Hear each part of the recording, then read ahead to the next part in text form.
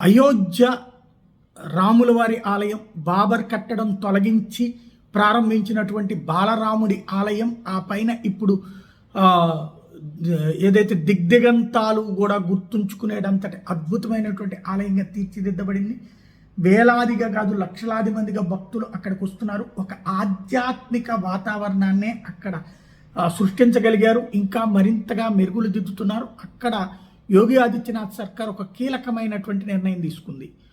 అయోధ్య ఆలయం చుట్టూ 15 కిలోమీటర్ల పరిధి వరకు కూడా నాన్ వెజ్ మీద నిషేధం విధించింది. మద్యం ఆల్రెడీ నిషేధం, నాన్ వెజ్ మాంసాహారాల మీద కూడా నిషేధం విధించింది. కేవలం ఆ 15 కిలోమీటర్ల పరిధిలో శాకాహారం మాత్రమే అమ్మాలి, శాకాహారం మాత్రమే దానాలు చేసినా భోజనం చేసినా అమ్మినా ఏదైనా సరే శాకాహారం మాత్రమే ఉండాలన్నటువంటి ఆదేశాలు ఇచ్చింది.